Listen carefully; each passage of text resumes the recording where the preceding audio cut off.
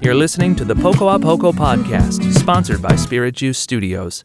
Poco a poco vamos a llegar. Somos peregrinos and you know that's who we are. We make our way. Hey, everybody. Hey. Hi. Welcome. Hi, friend. Oh, you guys got to do okay. This is the Poco a Poco podcast. I'm Father Mark Mary. What's your name? My name is Father Innocent. And I'm Father Angelus. Here we are. Hi. Good to see everybody. Hey, No. Did you shower today? Did I shower? I showered. Your hair's kind of poofy. Bro, your hair's kind of poofy. I know, it's got to get cut. I've actually showered twice today. Oh, yeah. Because in the morning, but then I got a workout in, and so I took a shower after that. I hope that's not scandalous to anybody that a Franciscan might shower twice. It's just a thing, bro. In a day. I'm trying to work out more consistently during Lent. Just throwing it out there. You're kind of toned up, man. I'm just trying to... You're going for it. I haven't. It's here's the challenge in my life. All sorts of things are in my schedule. But I need help getting to that point of the day when you're like, oh yeah, I'm supposed to leave the office and now go work out. 100%. It's a thing. I overwork. I know that, but I need... And you look worse because of it. People in this Friary are very helpful for that because they always ask me and I need to say yes more, and I'm trying to... They ask if you want to go work out. Yeah. I adjusted that because for whatever, almost a month and a half, 2 months, I was doing the kind of like 4:45 wake up, 5 a.m., 5:30 workout, and then get in the chapel for the whatever it is, 6 o'clock. I noticed, by the way, it's great to have you early. Thank you. I'm very welcome. So I try not to look at your face when you're in the chapel. I'm just happy you're fine. there. I'm just going to wave when you come in. That'd be really funny. Because these guys, I mean, it's dark, right? So it's, again, we have Eucharistic adoration. We call it simple adoration. So it's not adoration or exposition on the altar with large monstrance, all that. But we have it's a lunette. It's a little lunette. Kind of a little small stand, monstrance that stays in the tabernacle, and you open the tabernacle doors, and there's about, at this point, 8 or 9 guys there for most of the 5 to 6 o'clock hour. And Mark Mary comes in and it's like, to come in. I feel your presence, bro. I feel it. I feel like you and I and Andrew are like all sitting together. I feel like we're in it with the Lord. I purposely don't look at you. Why would you? Because it's one of those things like through body language, I just want to hey, look at him. He's here. Hey, welcome. Good morning, bud. Yeah. But I don't purposely because I know you don't like it. Do it next time. See what happens. But I flipped it now. And I think this is the right movement, and we're kind of testing it. So now kind of first thing I'm doing is getting some extra time in the chapel as well. And then the idea of getting the workout in later on. But the hard part is, like you just said, is with our schedules and stuff, it's just once you get going, it's really hard to... You got to fight for it. Yeah. And I've been kind of sick, so I haven't gotten into... yesterday. I haven't noticed. Yesterday was the first time I worked out in a long time after being back from Haiti, so we're trying it out too. We're talking about Lent. We're getting into it. This is one of our Franciscan sweet spots. Is the table dirty, Father Angelus? No, I spilled my water. Sorry. But this is Father Angelus and I were classmates in seminary. And with Father PT and Father Francesco and Dawson seminarians. And we got a little feedback our first year that we weren't necessarily engaged enough in seminary, right? And then later on, both of us at different times, Father Angelus got in trouble for looking bored during a class. And it was because you were bored. Yeah. Is that okay? That's not absolutely.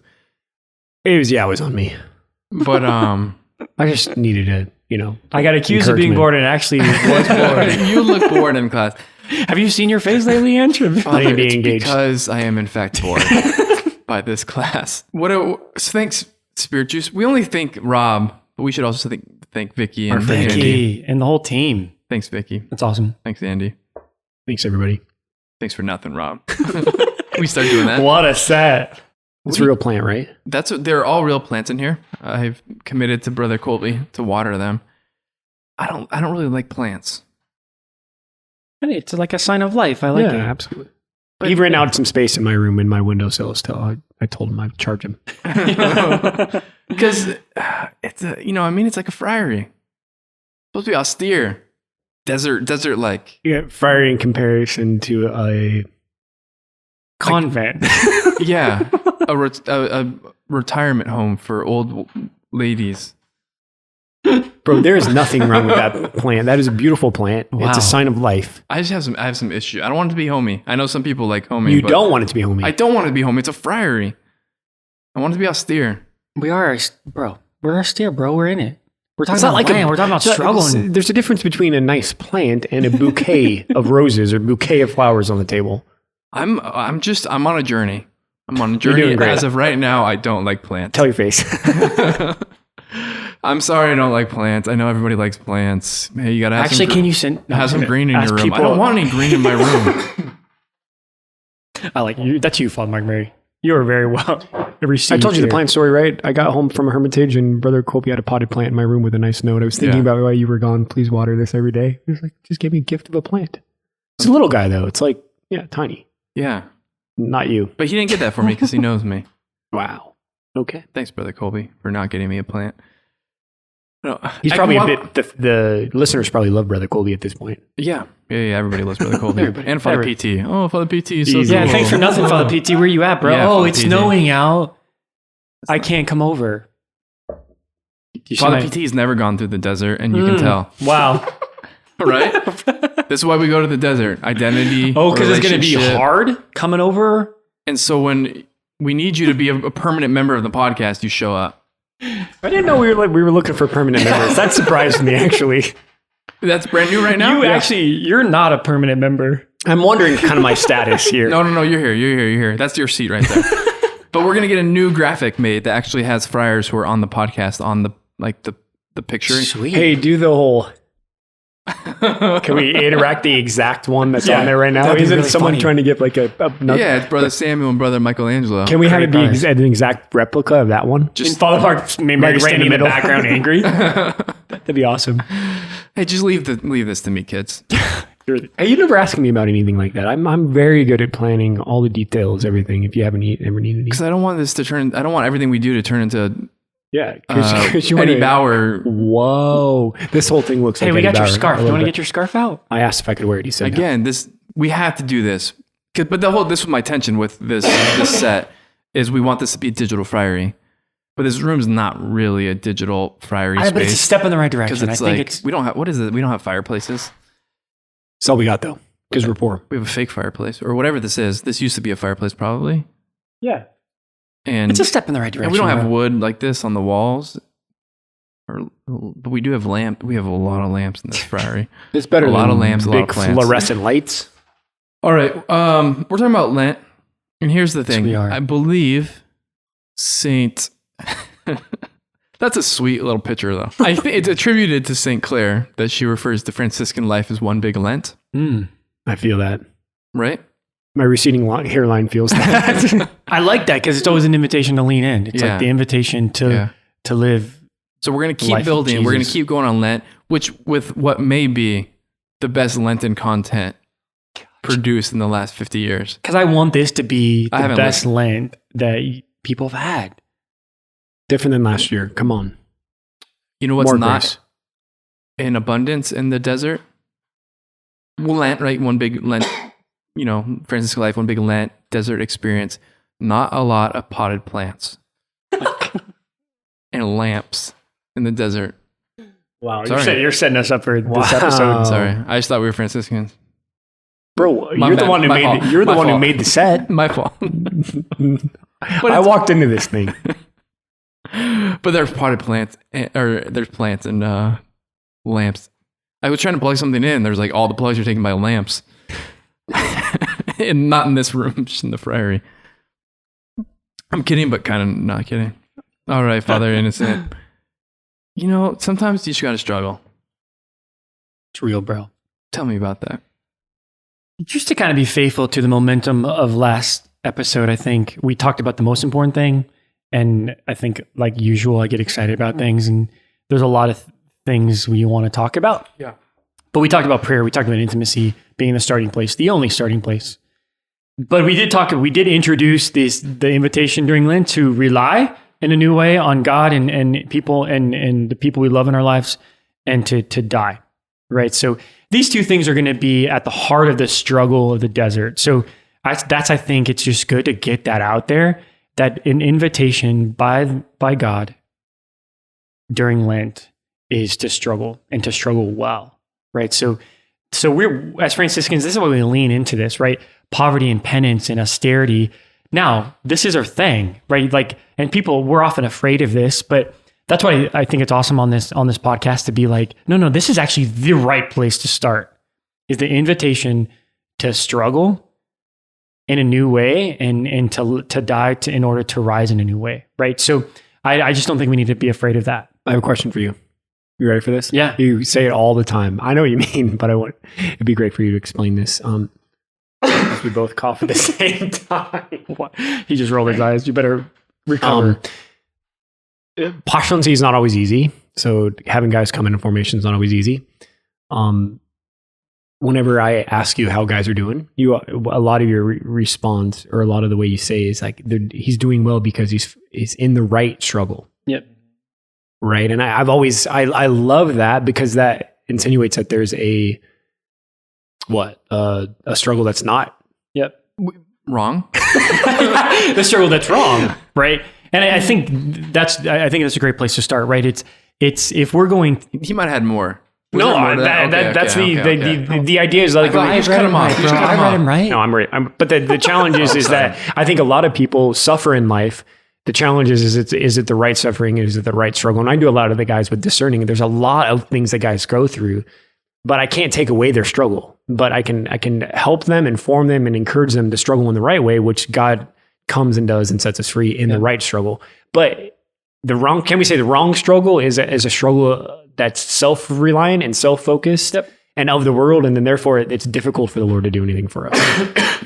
Yep. And that's exactly that usually the right struggle and the discernment that happens is, I want to just re-say something Father Mark Mary said, is that it's going to look different for everyone. But the invitation by the Father is it's going to look different, but it's similar. And it's a movement away from self and self-focus and self-reliance and to rely on God and to be able to receive his love and what he gives in a new way, right? That's the right struggle.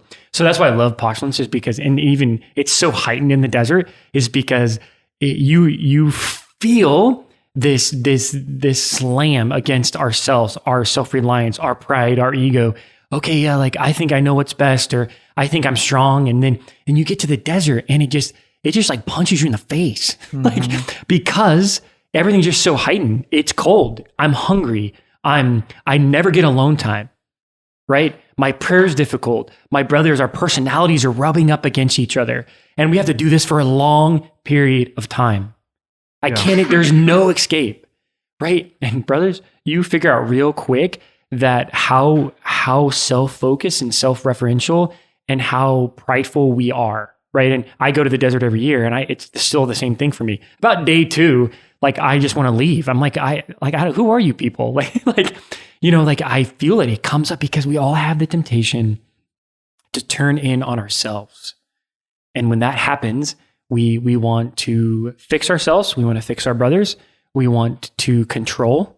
And so we are just so stuck in ourselves. So if I could just say that's the right struggle. And I love when our postulants are living in this house and they're growing in an ability to let go of themselves and give themselves in love to God and to others. And so when someone has a bad day because he's struggling with his own weakness, I'm like, yeah, dude, come on, stay there. Like, that's the right place. It's the right struggle. They hate that. I love it. I'm like, yeah, bro. This is it, bro. This is happening. Now, if it's not the right, if it's struggling with self-hatred or resentment or self-criticism, we don't want to do that. Like, that's the wrong struggle, right?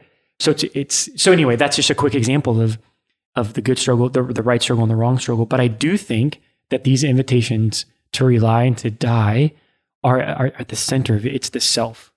It's my own self-reliance and my pride. And this is the invitation to let go. Death. Were you gonna jump in? I was, but I forgot what I was going to say. Okay. Okay, fair enough. Father Gene Fulton, this is where it came into my lexicon, is when he talked to us that life's gonna have the struggle. Make sure it's the right struggle, and that's there's life's gonna have the struggle, that's for sure. But make sure it's the right struggle. What I want to back up to is this punch in the face thing. Was that not a good? No. We're gonna go with it. But first of all, how are my headphones? I've never looked at myself wearing headphones. But it doesn't really work because you're frizzy up there. You're kind of poofy. Is it supposed to be up more forward? You're good. Like You're good there. You're Up good. 4 more. There you go. You kind of like get but it. now I kind of got like a. Yeah, don't worry. Do you see the little? You're fine. You can't. Bro, you're What do you fine. mean you're fine? You can hardly see? notice, bro. I don't know what I'm doing. I didn't want to like change mid thing because I don't know what it's gonna look like. Just Yeah, own it, definitely bro. don't do that. Just own it. That's fine. You have a little bald spot up there. Do I? I shouldn't have a bald spot. Brother, But maybe let's say because I can come from a long line of well-haired Is this really happening right now? people. Or is this making you a little self-conscious? No, not me. My hair? You get a little It's jealous? you. Look at that. Please send some gel. Just kidding. But punch in the face. There's a right way. There's a right way to get punched in the face. There's a wrong way to get punched in the face. But I do think we all got to get punched in the face. Yeah. What are you talking about? The desert punching you in the face? But there is a sense of like, you got to, like, there has to be something that wakes you up. There has to be something that like gets your attention. Marriage, having kids probably will punch you in the face. yeah, like it's just sober reality. You're like, whoa, like what's Yeah. happening? Yeah. So right? I think a sobering experience might be the thing where you're like, whoa. You're shocked a little bit. You're kind of Yeah, shocked yeah, into reality, and the invitation in the desert concretely is like, whoa, like life is different, and I'm suffering and I'm struggling, and it just like kind of wakes you up. You're like, whoa, what's going on? Like, Oftentimes we'll use that image, right, of paddles when you get your heart stops or something like that, and you know, like the Lord's yelling clear, you know, and you get zapped, and it's all of a sudden you come back to life. But that's a traumatic experience. It leaves a mark because we have to be zapped, we have to be rocked, we have to be shaken back to a new place and a new invitation. So punch in the face sounds a little bit. well, I mean, I was attempting to appeal to like our younger audience of like young men, just like it's a fight, right? And so like there's something about like just getting rocked. Yeah. Right. And guys, I just want to be concrete that I'm not done with punch in the face though. there he is. Talk to me about being punched in the face. Is that okay? I'm going to talk about how you get punched in the face. It's good. First of all, not only guys are into getting punched in the face spirituality. We got a lot of ladies out there who are into that, who are like, they're getting after it. I'm a pacifist. You're a pacifist. That's Middle, why you're they so- called me Middle Lane Montgomery. Really safe. Not in really. holiness though. You're not a pacifist in holiness. Yeah, That's not that's true. right. I'm not neutral. But one of the ways in which you have to get sobered or punched in the face, which I just prefer because it makes sense to me, is right. So when you go into difficulty, particularly, I think that's one of the gifts of this life as men enter into it and live it. It's like, you know what? When I was in college or something like that, I was the holy guy.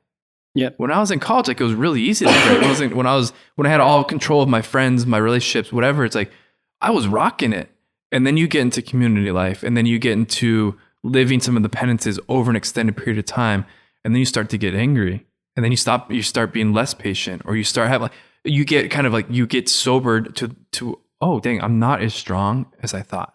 Yep. I'm not as good as I thought, which is we need the Spirit to be in it, not the accuser. But as that revelation happens, like, oh, well, you know what? Like I can't do this on my own. I need the Lord. And that kind of getting punched in the face, which often happens, at least there's a lot of ways it happens, is a place of poverty and like I can't do this, whatever. That is the right struggle. And that's the invitation for Lent. Yeah. We need to have this confrontation and not be afraid of it. And if, again, in the kind of the way that God does this, usually the image is striking, but God does it by inviting us. Well, no, the invitation's there. Like, will you enter the struggle, and can I purify you? Will you let go? Right. And that's what we're talking about. Yeah. And the fruit of that is then Lent is not just 40 days, but it becomes a sustaining reality in my life where I'm able then to live this. And the desert's not a fun little thing to do. So the guys come back and like just tell stories about the desert. We constantly remind them of their experience in the desert because of how they dealt with adversity, because of how they dealt with their weaknesses and how they experienced the Lord in that. Now they're going deeper into their hearts and healing and all the stuff that the Lord's doing in apostasy now. And they know that they're stronger because they experienced the Lord there. So it's a question of if this is fruitful, if the right struggle is fruitful, if choosing and discerning the right struggle is fruitful, then it becomes sustainable. And it becomes more than just a nice little project for Lent that I'm going to live this particular way or go to the desert because, oh, that's a fun 20 days or whatever. And I could just focus in on self-reliance, right? Because this is where the Lord, no matter what life, either you figured you receive it and the call to go deeper, like on your journey of conversion and entering your vocation, or the Friary has a great way of just making it happen for you, where you whoa, or like marriage, right? Like either we start growing now, or you can get married and have kids, and you're like getting up like 6 times a night. This is kind of this sobering reality we're talking about. You're going to get rocked in the spiritual face. Like I realize I'm not. We're still. No, I'm trying to like lead to that kind of intensity, but like it was just kind of more of a sports analogy. Yeah.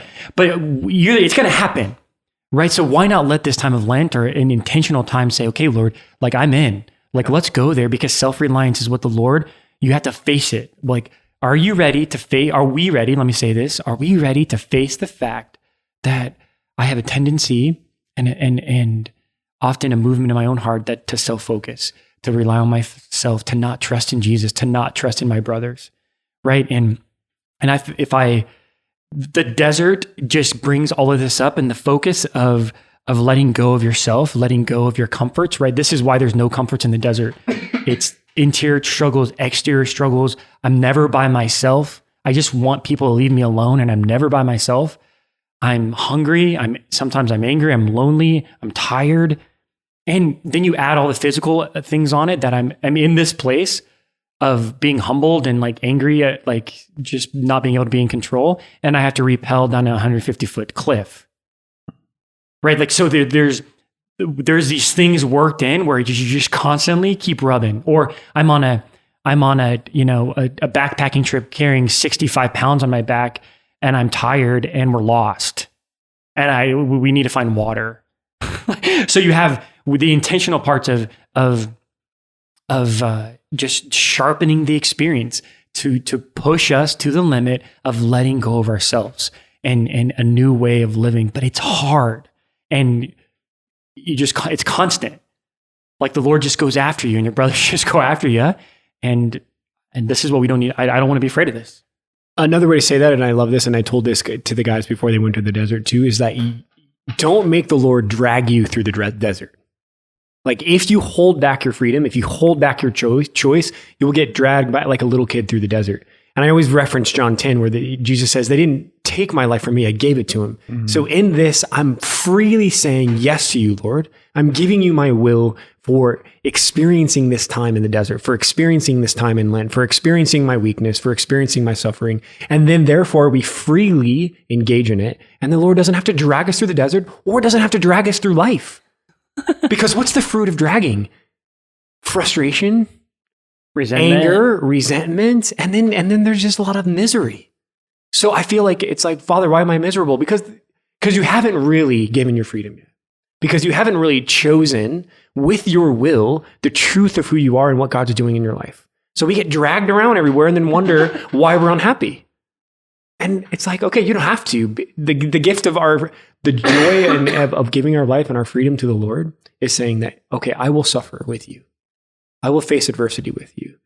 I will experience what you want me to experience in life and say yes to you. And then therefore, I'm in it. God's completely free and I'm completely free. And then there's a great ability to grow and to mature and to come from a different place rather than just be kind of dragged. You can let go of yourself. Yep.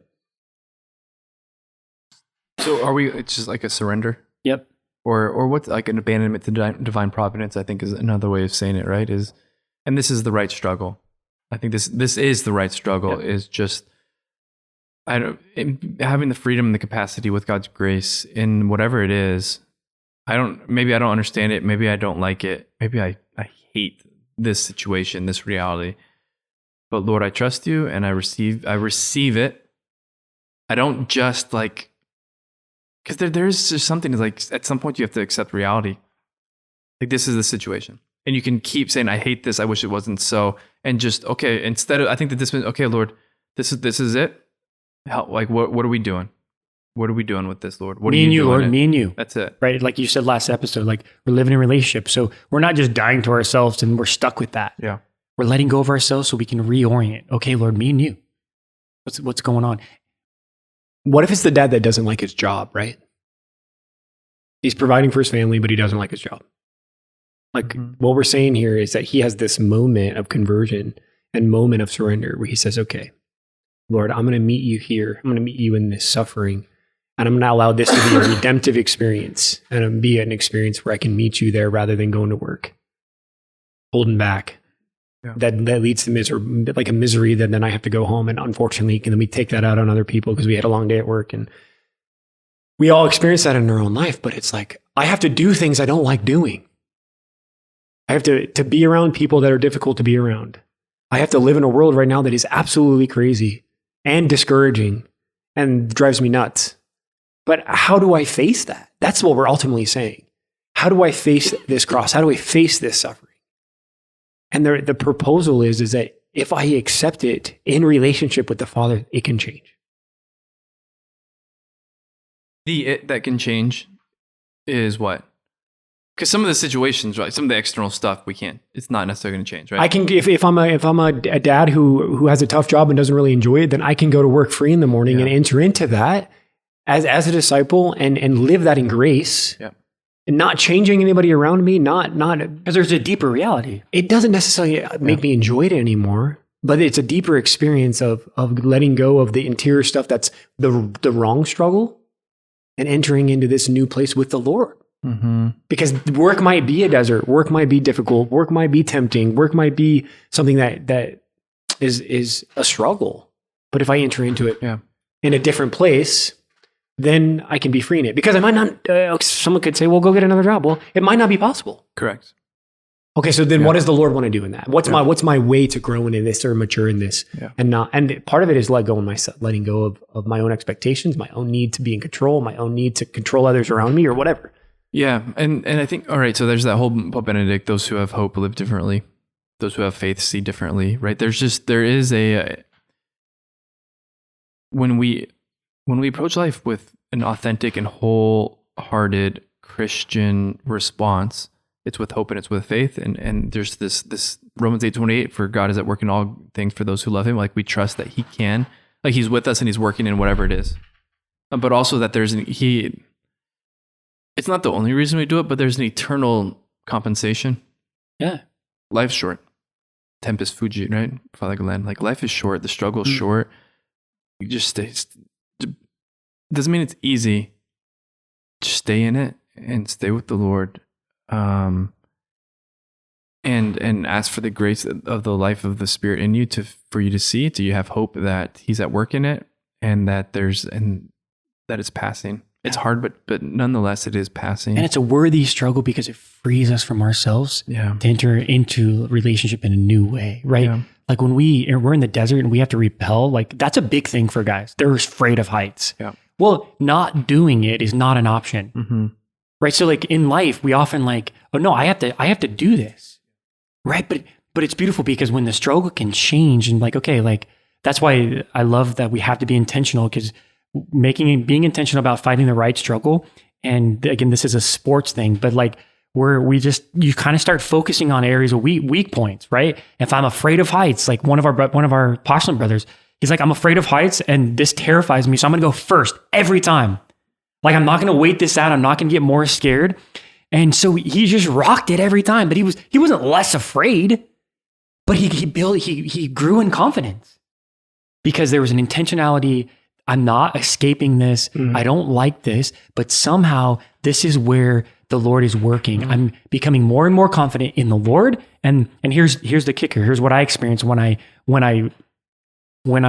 rappel down 100-foot cliff. The first time I did this, to be honest, every time I do this, like the moment when you're standing up and they're like, okay, Father, like turn around so you're facing away from the mountain and just kind of start walking back.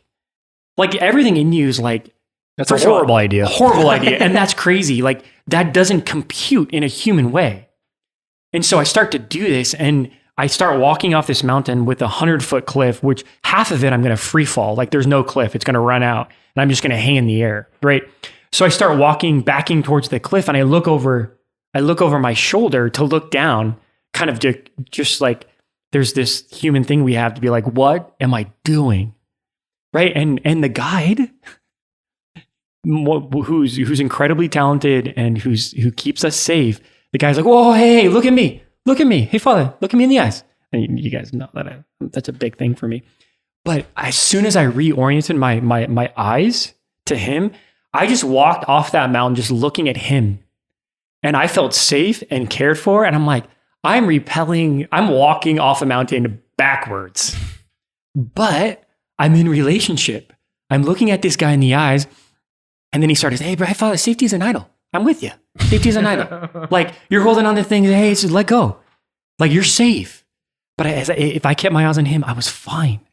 Right? So like that's a huge analogy for the spiritual life. We're going to walk off cliffs we don't like, we're scared, like, and it's going to happen over and over again. And failure is not an option.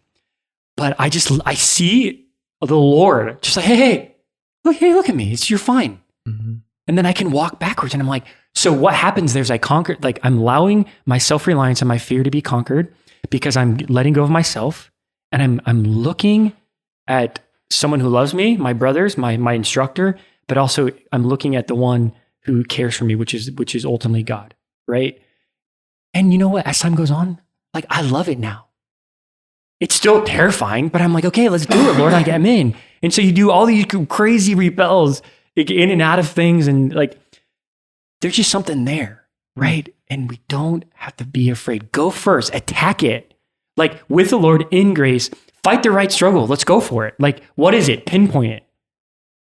And I feel pretty deeply about this because I think the intentionality here is important. Like, whatever it is, get after it. Go first. Like, lean back. Lean back. Keep your eyes on the Lord. Keep your eyes on people who love you. Keep your eyes on your spiritual director. Keep your eyes on your friends. This is how the Lord uses it. Keep your eyes on the Poco podcast, guys. Come on. Listen, I'm looking at you. You can do this. Right. Eyes on me. Look at me. You want to just let's just back up for a second. Safety is an idol. Oh, but I think it's good. Like a couple of things. First of all, with like because you asked permission to use names. Yeah. Can we use names? My man, Mike, right? So Mike has this struggle with heights, right? And so he's like in total Mike fashion. He's like, okay, I'm just gonna go first every time, which is and he rocked it. Yeah, totally. Can I just tell a real quick story though? Like he went first one of the times. And Carl, who's from CORE, who's our man, Carl. Yeah, we should talk. Yeah, CORE. CORE, Catholic Outdoor Renewal at Wyoming Catholic College. They are our friends. They're so good, and they're the ones that lead us in the desert. Yeah. And so again, a shout out to them. You guys are awesome. Got some water for the Angeles? Oh, now you're looking at me all like, oh, can I please serve you, Master Mark? Hey, stay focused, people. So CORE, we love you. It's awesome, Jake and David, and just all great guys. Dr. Zimmer, you're awesome. So Carl decides to mess with Mike as Mike is rappelling first down one of the bigger cliffs. We're talking like probably 120 plus. And Carl yells over the side, hey, Mike, real quick, can you just look down to see if the rope touches the ground? Like, which is not what you want to hear when you are repelling. And you're like, okay, that's very different from look at me. Very different from look at me. And it was hysterical because all Mike was like, Carl? Like he just like looked up and like, are you serious? You're asking me that? We all laughed. Of course, the rope was touching the ground. We are totally safe. To all our Apostolate moms out there, we love you. You're listening. And your son. Totally safe. We love you and your sons a lot. And we're totally safe. But it was just very funny because like we knew that you could like kind of get Mike going. Be like, hey, Mike, just real quick, can you look down? But he stayed focused. It was good. That a boy. And that's okay. There's just so many things going here because that's the trick, right? Right. Like the enemy's gonna try to get in there and kind of distract you. Hey, look, are you sure? Yeah, exactly. Did he really say you can't eat the fruit? You know what I mean? That's like, yeah, just take it's a little temptation just to get your eyes off Jesus, right? And focus on yourself. That's it's just dangerous, poisonous. 100%. All right, so Mike, he's doing this thing. This is the point. It's like it's not like he's no longer afraid of heights. Yeah. That can happen to some people, and that is actually not a bad thing. Like to grow in trust and whatever. But he has grown in the capacity to he's grown in courage. He's grown in the capacity to do hard things. Yep. He's experienced experientially and at high stakes and again that fear doesn't have to paralyze him. Yep. And difficult things don't have to paralyze him, and that's freeing. Yep. Totally. And that's a gift to him, and that's more deeply revealing him and unleashing him. And it's actually in the struggle that we actually grow. So 100%. Like safety is an idol, where it's like if you want to be safe your whole life interiorly with like Lent, have a safe Lent. Let me know how that works for you, right? But that's why we say no. Like if the Lord can invite us to a vulnerable place where we don't have control and it's dangerous. I mean, this is intense. I like it. You with me, Andrew? Yeah, I'm with you. You look bored. I am. Because I actually am. No. There's just something real. Yeah. safety is an idol. I was thinking like certainty is an idol. There's something about this is when this was really good, is like when I want in a man-made way, like I want complete control and surety that in a security sense, like, yeah, like that is an idol. Like our security, like Jesus is our security, the Lord is our security, his will is our security. Or like certainty. I think this is a big idol that a lot of people struggle with. It's like I need to know everything. Yeah. I need to know the plan. I need to know from right now until I'm in the grave and after. Like that's like, doesn't work like that. That's not how it works. I would just add another word, understanding. Father, if I just understood what's going on, then I can choose it. Yeah. And then I'm like, Yeah. whoa. That's not how this works. Father, if I could just get prayer, if I understand prayer, what does prayer look like? Yep. That's control. Yeah. And that's idolatry, because that means that I'm doing my own thing and that I'm in control, you know? Yeah. And he says trust, right? Trust is a virtue. Trust is something the Lord's calling us to. Faith, making the next best step. I just like, and we go to the desert part. We go to the desert for unveiling, like for identity, for intimacy, and to kill idols, which are enemies towards identity and intimacy as well. And some of them are control and security and comfort 100%. And I think I just add a real one is isolation. Like we think in our weakness, we have to do it by ourselves.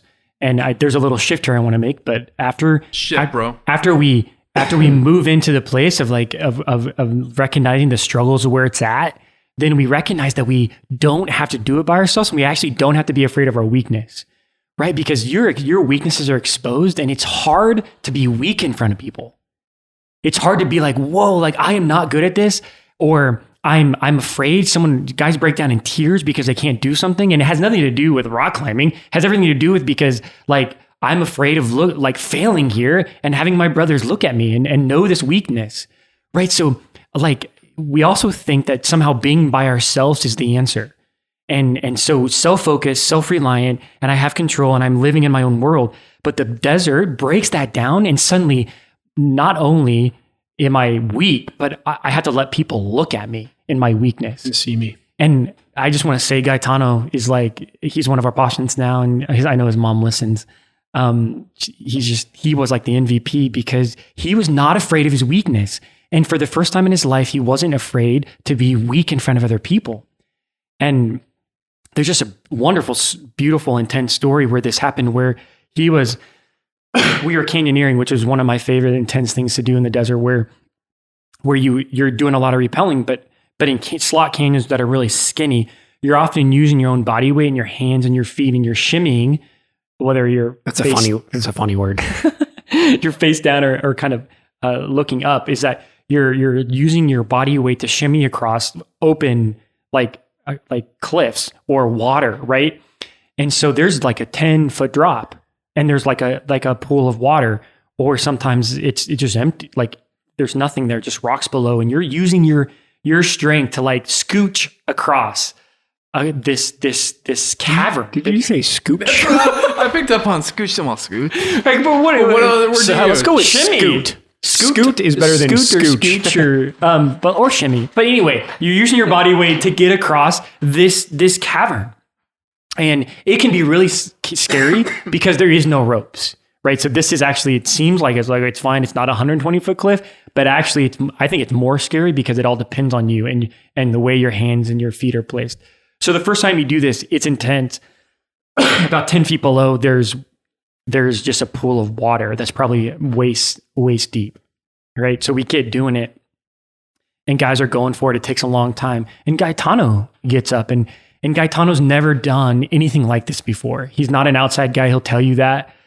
He's a super endearing guy because he knows who he is. Like I didn't go camping growing up. I'm not an outside kind of guy. So for him to like enter this space is like totally foreign to him. And he gets to this place and he gets scared. And he's like, I can't do this. I'm going to fall in the water, and so I can't do it. And so he tries, and then he looks at the guide. He tries over and over again to try to figure out how to scoot himself over this pool of water and not fall 10 feet into it. And he realized he can't do it. And so all of us are standing there. Some of us have passed, some of the guys behind him. He's taken up a lot of time. He's embarrassed because he can't do this. And he looks at the guide and he says, he says to Carl, he's like, Carl, I can't do this. And I'm afraid and I'm embarrassed. Like, I just can't. And Carl, in a very fatherly way, says, Gaetano, like, here's the thing. I think you can do it.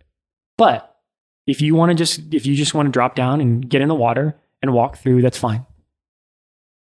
So Gaetano has this moment where he tries to figure out what to do, and he drops down. So now he's standing in the water. So now it's cold, and now he's standing in the water, like waist deep, and he has to walk through. He's defeated, he's embarrassed, and he has to walk through. Okay, so here's the thing. In my mind, in my heart right now, I'm like, this is awesome. Like, this is where it's going to happen. Like, Good struggle. Gaetano, your response to this is this is the moneymaker right here. Your response is going to shape this is early on. Your response is going to shape the rest of the trip. 10 minutes later, we get to another spot. You have to do this. I'm with Gaetano. Mike's on one side. I'm on the other. Gaetano doesn't give up. He's embarrassed. He's like, I don't know if I can do this. But 10 minutes later, we're on what happens? He's doing it. We're helping him through it. We're encouraging him. It's a little, he makes adjustments and he does it. And after that, Gaetano, like, tell me about that. Like, you thought you couldn't do it and you failed. 10 minutes later, we're hiking along. We come into another one and you did it. Right? But he had encouragement. He wasn't afraid to be weak. He didn't run away. He didn't give up, but he kept going. And he wasn't afraid to be weak. And he let brothers care for him, encourage him through. We walked him through. So he's having this moment in prayer later where he goes up to the guide, Carl, and actually driving the car to our next thing. And this is of his own. This is of his own accord. He, in his own prayer, as he's reflecting on this, he goes, as we're driving, he says, Carl, like, please never let me choose to go in the water again. Like, just like, I'm afraid of my weakness, and I will, like, I think I will just choose to, like, give up every time. But I know that's, like, not what I'm made for. And I know that I'm embarrassed not because I, like, failed. It's because I know that I can. And I know that I'm made for more. Like, I just don't have to settle for failure. Like, don't let me do that again. And so he has this big moment where he's not afraid to be weak in front of the brothers. He lets brothers help him. He actually does it. And what wells up in him is a deeper desire to enter the struggle. Like, don't let me settle for weakness again. So he's sharing this night at the campfire, and there's like a moment. I'm like, that's why we come to the desert. This moment right here. This is where it happened. And over and over again, Gaetano's having this experience of not being afraid of weakness and turning to Jesus and his brothers to be loved and cared for and supported. And the guy rocks it. Like, it doesn't get easier. It doesn't like he like starts scaling mountains. But there's actually more stories where he's faced with weakness and he's not afraid. Yeah, I'm like, and he's not afraid to be himself. So brothers, again, we're all called to these moments where it's okay to be weak. It's okay to to show my weakness. People will love you, and if we're open to that, God will use it. Yeah, there's a ton of things I'm thinking of. One of them is that there's a horn going off in the parking lot, which you might be able to hear. This is because there's two levels of weakness here, and there's a weakness which is the wrong struggle, and there's a weakness that leads to the breakthrough of right. So we talked about like you get to this moment and it's hard, and there's a weakness which says I'm going to give up, and that's not what we're talking about, right? But there's a weakness to say I need help, or I'm going to keep going. I'm going to be vulnerable in front of my brothers, and that is what the Lord I think is talking about when He says, "My power is made perfect in weakness." When we're vulnerable in relationship, or we're weak in relationship. This is just something I'm thinking because there's two types of weakness that we've talked about. There's the weakness of like I'm done. I'm going to give up, and there's a salvific weakness as well. Can you speak into that real quick? Yeah, I mean, and I think that's a really good thing to kind of sharpen here is that like human weakness in our and I love, maybe we'll talk about human weakness and salvific weakness. Like human weakness, like the desert's going to play on that. Lent's going to play on that. We're going to be hungry. We're going to be tired. We're going to like have to enter new challenges or like, I don't like repelling or I'm not strong. I can't scoot across this, right? So we're faced with that, and we're faced with our own like sense of failure and sense of false self and lack of self-confidence. That's all weakness, right? Human weakness. But the salvific weakness comes in what we call poverty. This is a whole Franciscan thing. It's like an evangelical weakness where we're like, wow, like this is in my weakness here. This type of weakness, the Lord can come. There can be a breakthrough of sense of myself, sense of people who love me. And this is where formation and growth happens. When the salvific evangelical weakness can come and be like, I don't have to be afraid of this. And this is where God's power can be made perfect. Yeah, there's this, there's almost a weakness insofar as like, that's truth. Yeah. Right? That it's like, I will allow others to see me. And that's like a vulnerability. We could use that word to vulnerability. And I'll allow others to actually see me as I am. And I'll be poor in control. And I'll be poor in sort of walls and masks and things like that. I'm going to let the brothers see me. And I'm going to let the brothers love me. When and Gaetano, care for me and help me. Yeah. When he returned back, Gaetano, and we've been home for a couple months now, one of the brothers recently came up to me. He's like, he's different. Like there's more of a self-confidence to just be himself and be weak and be like, not be afraid. Right. And you're like, whoa, that's what we're going for. But when you were telling this story, I was just thinking, and it will honor you a little bit, but in particular, Brother Colby and probably Carl, and there's a couple David there. and Jake, yeah. It's beautiful to have people in our lives, and we're assuming this, but I think some people listening maybe need to be encouraged to this. Like, there's a really beautiful gift when you have people around you that love you and your weakness. And so part of like, you guys loved him there. He had people in his life to love him through that. And so the challenge is that we can't just be like, well, I need everybody we can't be self-focused to the extent where like, I hope everybody loves me in my weakness this Lent. No, you love someone else in their weakness. Love your friends in their weakness. Love your spouse in his weakness. May that be the privileged space. Because if we love others in their weakness, that is a moment of grace for them. New life. Could you imagine your 10-year-old son who knows maybe he's insecure and he's weak because he's not like his buddies or whatever, and obviously parents love their kids in their weakness, but this is a privileged space for weakness to not lead to shame or weakness to not lead to rejection or guilt or something. So I know it's a little different, but like the beautiful opportunity that you and Brother Colby were to love Gaetano in his weakness and love Mike in their weakness, that is huge in their experience of the desert. And I wasn't disappointed because Gaetano failed, because he just gave up. I'm actually the opposite experience. I'm like, this is where it's going to happen, right? So do we have people in our lives that love us? Like as priests, we experience this. People are ashamed of their weakness to come to confession and to say, Father, I just struggle with this. I've struggled with this a long time. And this is when you're like, hey, look at me. Like, I love you here. And this is exactly what's healing. That the isolation is the wrong struggle. Like, but the right struggle is to be loved in it. Can I receive love in my weakness? And brothers, this is what heals. Yeah.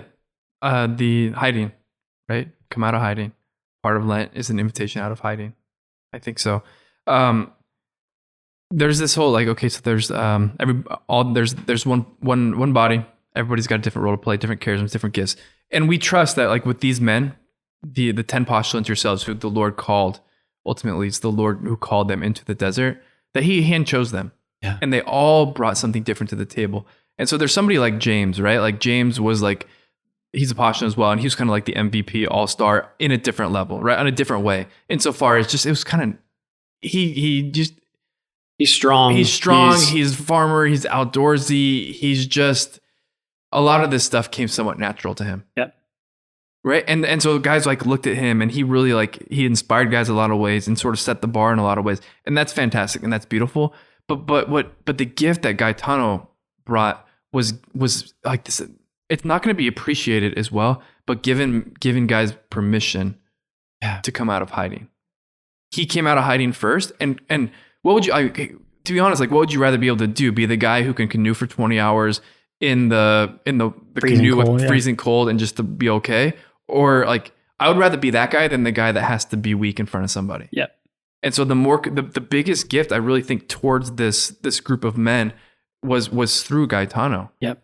And the guys knew that. And if I could just say, like, James is on the other end, and James had an incredible interior journey, but a lot of it had to do with Gaetano, right? So James is the farm boy. He's strong. He played football. Like, he's not going to be challenged physically, but James was attracted. The Lord would it was beautiful, drew something out of a fatherhood out of James because of Gaetano. And we were backpacking it was the first 5 days and it was intense. We were going up and down cliffs and there was no trail and there was big kind of cliffs that we had to get down. And Gaetano, again, having very little experience, just was hard. It was hard on his feet and he would lose his balance and he was afraid of like going over with 65 pounds on your back. And there's this beautiful but simple story that was impressed upon James in this moment. And this is classic James. James, all the guys have a deep interior life, but James is able to experience this in a beautiful way. And so Gaetano's crawling down this cliff and he slips and he falls back. And at this point, Gaetano doesn't really know that, but James has made an interior commitment to follow Gaetano and just to be there to steady his bag and steady the weight. And Gaetano didn't even know this because you're like so focused. Gaetano falls back and James catches him. And James just cries out to Gaetano, hey, I got you. Like, it's okay, I got you, Gaetano. He's like kind of like slipping down this little cliff. And James has his bag, which Gaetano's hooked into. And James like, hey, Gaetano, I got you. Hey, I got you. You're not going anywhere. I got you. I'm standing in the back and I'm like, again, I have these moments. I'm like, yeah, right here. So the day happens and we're sharing. And James comes up to me after the campfire that night and says, Father, like, I just want to tell you, like that was simple, but that had a profound effect on me because I know this is exactly what the Father does for me. Ooh. When I slip, I just hear the Father saying, hey, I got you. And I hear him take the weight, or I feel him take the weight, and he stabilizes me. I got you, right? So James has this incredible interior experience of a grace that he kind of claims for the whole desert. It's the Father stabilizing and catching him. But it's Gaetano who's not afraid to be vulnerable and stay in the fight that invites James to this deeper place. And we do that for one another if we're not afraid of our weakness and not afraid to be together in the battle. Brothers, sisters, families, friends, bro, I got you. Like, I'm not going to let you fall. Yeah.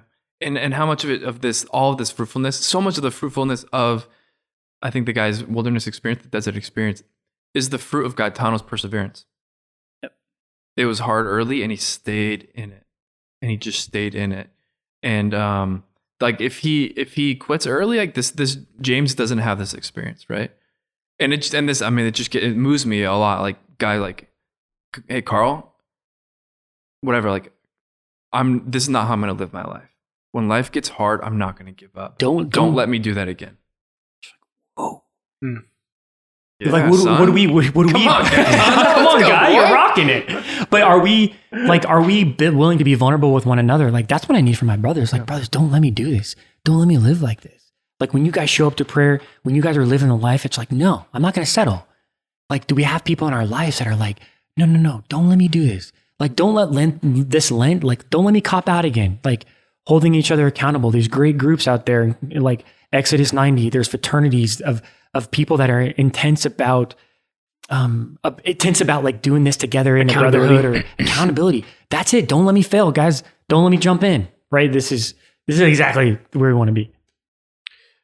What was coming to mind as we're talking about this experience with Guy on the what's that called? Canyoneering, yeah. As they're canyoneering, is like, I just couldn't help but think of the rich young man. Because right, so Guy, when it gets tough, he talks to Carl, like, I think you got this. I think you got this. We can keep going, but you're free. If you want to go down, you're free. And when he went down, he went away sad. Yeah. Right? Guy went away sad, but then he stayed in that relationship and he was a model of returning. It's so good, bro. Like, I'm not going to do the same. And so, I don't know. I just think, hopefully, maybe that happened with the rich young man as well. But that movement is like, this is when the Lord invites us to this next step. Even though it's hard, we don't, you got to do it. You got to do it. You're going to go away sad. I think this practical or concrete reality, especially like with Gaetano asking Carl, maybe it's this Lent and I'm also thinking about like the whole idea of the recovery movement. Step 4, you recognize your weaknesses. You want to clean house. And step 5 is to tell somebody about it. I wonder if there's a breakthrough moment for us during Lent as we're inviting everybody to enter into this prayerful experience of the desert. And then we come face to face with our weakness. That weakness, I could still hide from everyone, right? So I wonder if this Lent is this opportunity to tell someone else about your weakness. Tell someone else to say, hey, here's my weakness and I need help. Don't let me continue to hide, or don't let me continue to be distracted. Don't let me continue to face this weakness maybe in the wrong way or the wrong struggle. There's an opening, there's light that can come in there when we don't have to like doing this interior dance anymore. We're like, oh yeah, I'm weak. Totally. Like, we got this, Lord. Someone else knows about it. Sure. And what does that look like? What does that look like? Spiritual direction. Confess to her. Yeah, spiritual direction. I think just taking that seriously, maybe. But I'm even thinking about, say just because of our sister, like a mom who's married, and has a bunch of kids, and yeah, I feel like when I can get up before my kids, but I'm distracted because I'm on social media. You go to a friend and say, hey, this is really a weakness of mine. I have 20 minutes in the morning before my kids get up. And generally I spend time on my phone. If you tell your husband or tell another friend to say, hey, I don't want to hide that anymore. And I want to do something else with my time. Yeah. And then you have this opportunity to be like, okay, you have a friend who can just hold you accountable. Therefore, Carl, don't let me do this. Yeah. Husband, wife, don't let me do this. Yeah. I want to spend or friend. Yeah. Because I think that there's some room for prudential judgment as well, because this doesn't mean you find some random person and share your deepest, absolutely darkest, not. whatever. Absolutely not. Because like not everyone, first of all, there's just boundaries, and not everyone is in a place to receive and reverence whatever it is, and so there's some discernment for that. Can I share we had our little conversation at whatever meal that was, where we sat next to each other with the meals? Yeah, for sure. Right? Yeah. Because so you can just share it, because I think that's a good example of what this looks like. Of what you're being at the meals. Yeah, like that was. I was going to say, wow, that's a fresh story. I think that was yesterday morning. Yeah. I think people know this. I don't want to get all mushy, but I love these guys. These are guys like my friends and my brothers, and so like it's just really good for me to be open. And so we were sitting at brunch, and you and I were just talking about life and going deeper, and kind of we were able to do that. And I said, hey, listen, bro, like what I've been working on, like it's not a virtue in our life to be too busy and like animate the house, and I'm trying to get things organized, meeting with people, whatever. It's not a virtue missing meals or being late to meals, right? Like that's our fraternal time, and I want to take that personally. And so I just said, Father Mark, like I need your help. Like help me be here and sit down and be with the brothers, right? And I love that, but sometimes his life is crazy. So this morning it was funny. We have our house meeting. Father Gabriel and I have to meet. He's the vicar of the house. It was so funny, but it was pro forma, but it was like meaning that like I just did it because I needed to do it. But like it was 8:50. And I had to go meet with Father Gabriel, and I had just got my breakfast. And Father Gabriel's like, all right, let's go meet. And I'm like, I need to sit down. And it's only for 5 minutes, but I'm going to sit down and I'm going to eat a piece of toast with the brothers because I said I would. Mm-hmm. It. And Father Gabriel was like, sit down. Right. And so it was 5 minutes. I'm like, this is horrible. Like, just in the sense, like it wasn't a lot of momentum, but it was some. Yeah. But you opened up to him, and this becomes this place where I don't have to face my weakness and own. I can admit it to someone else, and then I can let God work in that. And I saw you. You know what I mean? Like I wasn't in the space necessarily, but I saw. I was like, okay, good. You did. You're sitting down, and it's a poor attempt, but it was a 5-minute attempt. But poco, little by little. This is what they say. Anything else before we wrap up this? I just want to, sharing kind of concrete, kind of maybe dramatic stories. But if you look at them, they're actually not. Like James's story or like rappelling down a mountain, that's like pretty intense. But like, I don't want to get to like this, like, oh, these are amazing things, because brothers and sisters, here's the thing: to rely and to die, it's not going to be flashy.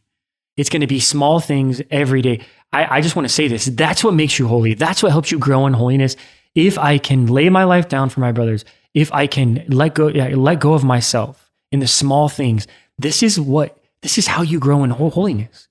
This is what the saints did. Sometimes it's flashy, but like, I love how they said about Isaac Jokes. Like he didn't become a saint because he got tomahawked. He was practicing way back in novitiate, where his brothers are like, this guy's serious about living this life in the small things, right? He was a saint, or was faithful long before he got to the new world and was able to give his life for these things. So just the invitation to rely and to die in the small things, and this will change us.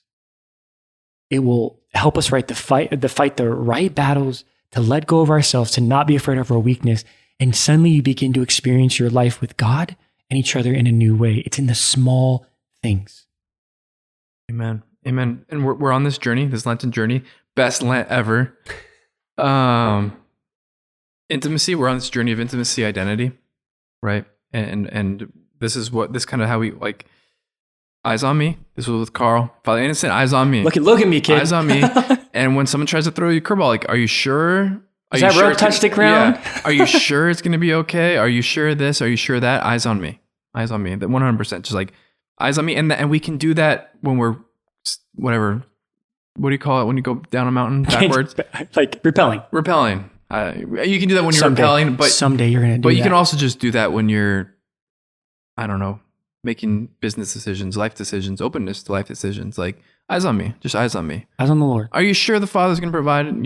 Eyes on me. Eyes on me. I think that the one with Guy is just this invitation to come out of hiding. I think that's beautiful. There's no intimacy in hiding. There's no intimacy in isolation. But you have to come out of hiding. You want intimacy? You want to know your identity? You got to come out of hiding. Because part of how you come to know who you are is allowing the Father to love you in the vulnerability and the weakness. And that's where it happens. That's the pocket, son. That's right there. And what was the last one with James? Oh, there he is. The Lord, the Father's just there. Like, I got you. He's stabilizing you. I got you. I got you. I like it. Punch in the face stuff. It's a little violent for me, but that's okay. But he just talking about Isaac Joe's getting tomahawked. Like, yeah, we go from punching in the face to tomahawk. But we need a moment, brothers, that shocks us back to life, and the struggle does this. Don't be afraid. But these are punch in the face moments, though. This is what we're talking about. Like you get in the moment where you confront your weakness. Like, no, this is not who I am. This is not what I'm gonna be about. I'm gonna ask for help. We're never gonna do that again. Or this punch in the face moment, which comes along the road. Like, oh, you know what? As I have him, like the Father. This is what we're talking about. It opens you up to reality. Let's go, people. Yeah. Well, Mark Ray, again, summed it up well, bro. It's just good.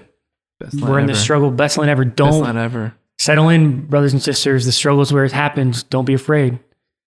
Start by getting rid of your potted plants. Just kidding. Just kidding. Back to the potted plants. Father Angelus, can you close with a prayer? And then we have some very important announcements. Ooh, that's exciting.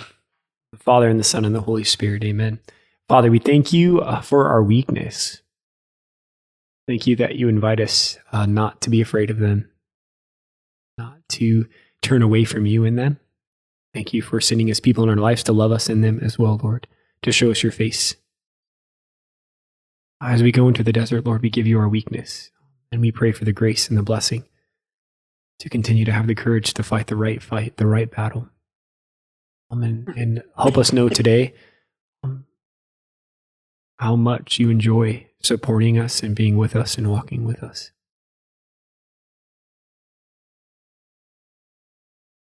We pray this in the name of Jesus, your Son, our Lord. Amen. Amen. Amen. Father, Son, Holy Spirit. Amen. Can you hurry up? I gotta go to the restroom. Marilyn, shout out. I keep forgetting. There's a friend of mine named Marilyn. And what up to all the Stella people, Stella girls that I'm supposed to, anyway. That's awesome. You guys are, what do they call them? You guys are little starlights. Flashlights. Excuse me? Stella, you know what I'm talking about. Chessie, what up? Chessie was a Franciscan student who came on our mission trip back almost a year ago. Sweet. She wrote me a nice letter. Sarah Ludd, what up? And Zoe and Aleki, a shout out next week. Anything else? You guys want to say hello to anybody? Take us home. I was thinking about the Notre Dame people. There's a good Notre Dame. What's up at Notre Dame? There's a friend of ours, Sarah. She's there. She's saying she's grateful for the podcast. A lot of people down there listening. Sarah, what's up? It's great. I was thinking Notre Dame. Go Irish. Poco poco. Bye-bye, little everybody. See ya. Peace. Poco a poco vamos a llegar. Somos peregrinos and you know that's who we are. We make our way. Hey, hey. Little by little we learn a little more each day that God is love.